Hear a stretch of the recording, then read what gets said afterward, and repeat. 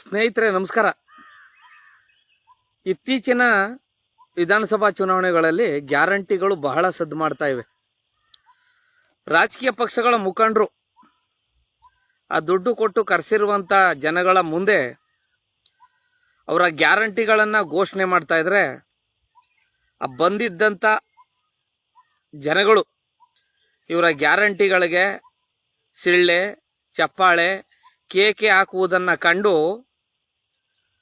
ರಾಜಕೀಯ ಮುಖಂಡರು ನಾವು ಮನುಷ್ಯರು ಅನ್ನೋದನ್ನು ಮರೆತು ದೇವರುಗಳಂತೆ ವರ್ತಿಸ್ತಾ ಇರ್ತಾರೆ.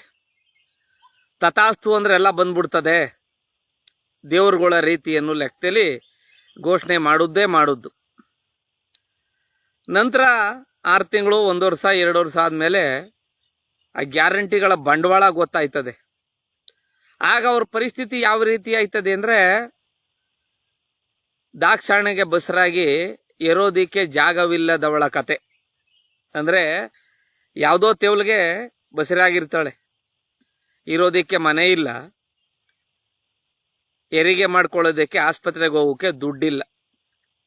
ಅಂಥವಳು ಗರ್ಭಿಣಿಯಾದರೆ ಯಾವ ಪರಿಸ್ಥಿತಿಲಿರ್ತದೆ, ಆ ಪರಿಸ್ಥಿತಿಗೆ ಬಂದು ರಾಜಕೀಯ ಪಕ್ಷಗಳು ನಿಲ್ಲಿಸ್ತವೆ.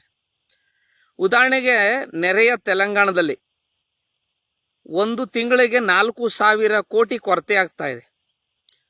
ಆ ರಾಜ್ಯದಲ್ಲಿ ಬರ್ತಾ ಇರ್ತಕ್ಕಂಥ ತೆರಿಗೆ, ಸರ್ಕಾರದ ಮೇಲಿರ್ತಕ್ಕಂಥ ಸಾಲದ ಮೇಲಿನ ಬಡ್ಡಿಗೆ,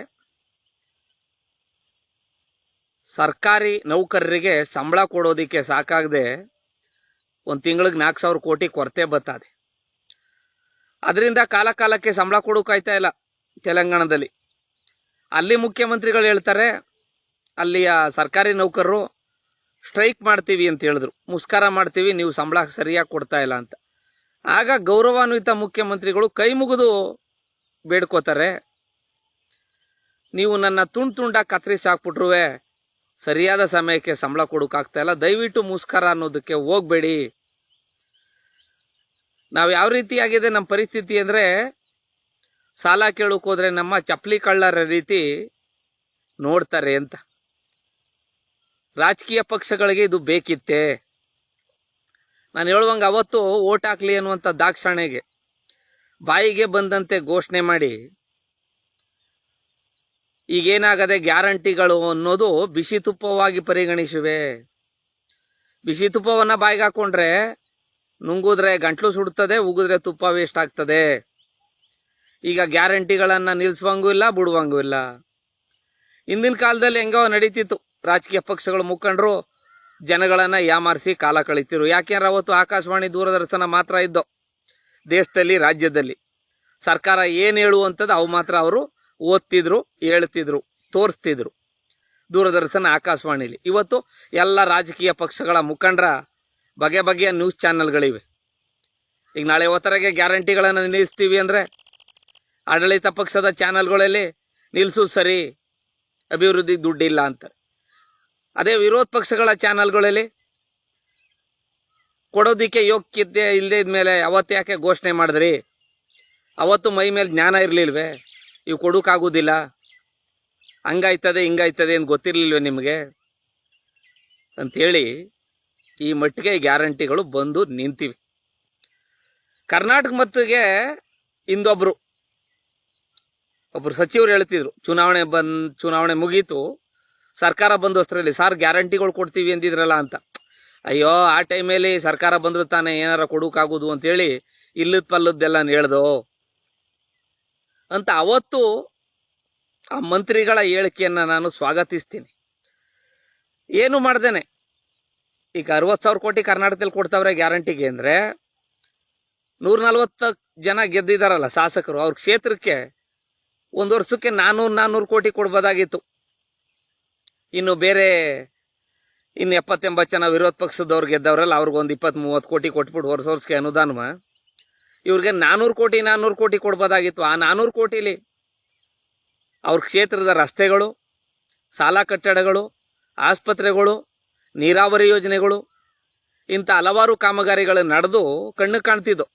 ಜನ ಅಯ್ಯೋ ಬಿಡೋ ಗ್ಯಾರಂಟಿ ಕೊಡ್ದೇರೇನು, ನಮ್ಮೂರು ಸ್ಕೂಲ್ ಚೆನ್ನಾಗಾಯ್ತು, ನಮ್ಮೂರು ರಸ್ತೆ ಚೆನ್ನಾಗಾಯ್ತು, ನಮ್ಮೂರು ನೀರಾವರಿ ಆಯಿತು, ನಮ್ಮೂರು ಕೆರೆ ಹೂಳೆತ್ತಿಸಿದ್ರು.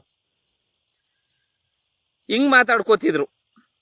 ಈಗೇನಾಗದೆ, ಇತ್ತ ಗ್ಯಾರಂಟಿಗಳು ಸಮರ್ಪಕವಾಗಿ ಬರ್ತಾ ಇಲ್ಲ,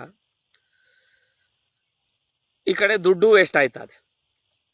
ಒಂದು 4 ಜನ ಶಾಸಕರು ಹೇಳಿದ್ರು, ಯಾರೋ ಒಬ್ರು ಹೇಳ್ತಾರೆ ಹೋದ ವರ್ಷ ತೆಂಗಿನಕಾಯಿ ಹೊಡೆದದ್ದು 2 ವರ್ಷದಲ್ಲಿ ಇನ್ನೂ ಒಂದು ಇಟ್ಕೆ ಎತ್ತು ಮಡಗಲಿಲ್ಲ ಅಂತ.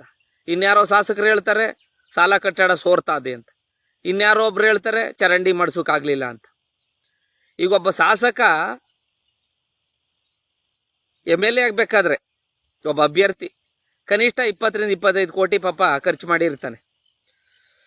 ಅವನಿಗೊಂದು 100-200 ಕೋಟಿ ಅನುದಾನ ಕೊಟ್ಟರೆ ಅದರಲ್ಲಿ ಧರ್ಮವಾಗಿ, ಈಗೇನು ಜೇನು ಬಿತ್ತೋರು ಕೈನೇಕಲ್ರೆ ಏನೋ ರಾಜಕೀಯದಲ್ಲಿ ಏನು ಯಾರೂ ಸಾಚ ಅಲ್ಲ. ಅಯ್ಯಯ್ಯೋ ನಾನು ಸತ್ಯಹರಿಶ್ಚಂದ್ರ ಕೊನೆ ತುಂಡು ಅನ್ನೋರು ಯಾರೂ ಇಲ್ಲ, ಎಲ್ಲರೂ ಅಲ್ಪ ಸ್ವಲ್ಪ ಅಷ್ಟೋ ಇಷ್ಟೋ ಭ್ರಷ್ಟ್ರಿಯೇ. ಹಂಗಿದ್ದಾಗ ಏನೋ ಒಂದು 10% ಮಾಡ್ಕೊಂಡ್ರು ಒಂದು 200 ಕೋಟಿ ಅನುದಾನ ಕೊಟ್ಬಿಟ್ಟು ಧರ್ಮವಾಗಿ ಒಂದು 20 ಕೋಟಿ ಆಯಿತು ಒಂದು ಚುನಾವಣೆದು. ಇನ್ನೊಂದು ವರ್ಷಕ್ಕೊಂದು 200 ಕೋಟಿ ಅಂದರೆ ಮುಂದೊಂದು ಚುನಾವಣೆಗೆ ಎತ್ಕೋದು. ಆಮೇಲೆ ಬೇಕಾದ್ರೆ ಒಂದು 2 ವರ್ಷದ ಅಷ್ಟೋ ಇಷ್ಟೋ ಅಭಿವೃದ್ಧಿ ಮಾಡ್ಬೋದಾಯ್ತು ಅಲ್ವಾ. ಅದು ಬಿಟ್ಬಿಟ್ಟು ಈಗ ಸುಮ್ಮನೆ ಆ ಹೊಡೆದದ್ಗಾಗ್ತಂಗೆ ಇಲ್ಲಿ ವಸೂಲಿ ಮಾಡೋದು, ಅಲ್ಲಿ ಕೊಡುವುದು, ಇದು ಬೇಕಿತ್ತೆ ರಾಜಕೀಯ ಪಕ್ಷಗಳಿಗೆ. ಈಗಲೂ ಅಷ್ಟೇ, ಏನಿಲ್ಲ, ಸರ್ಕಾರಗಳು ಒಂದು ವಾರ TV ನೋಡದೆ ಮೊಬೈಲ್ ನೋಡ್ದೇನೆ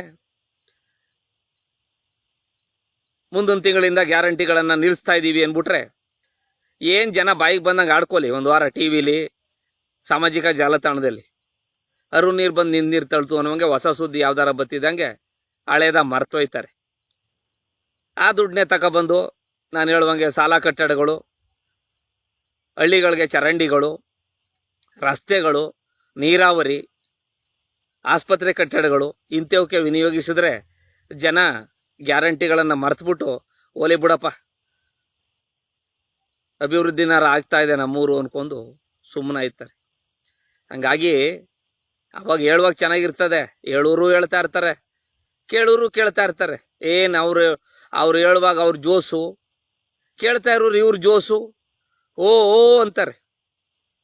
10 kg ಅಕ್ಕಿ ಓ,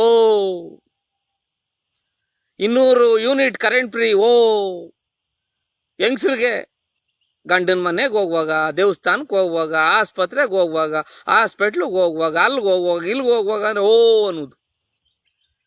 ಈಗ ಬೆಕ್ಕಿಗೆ ಚೆಲ್ಲಾಟ, ಇಲಿಗೆ ಪ್ರಾಣ ಸಂಕಟ ಅನ್ನುವಂಥ ಸ್ಥಿತಿಗೆ ರಾಜಕೀಯ ಪಕ್ಷಗಳು ಸರ್ಕಾರವನ್ನು ತಂದು ನಿಲ್ಲಿಸ್ತವೆ.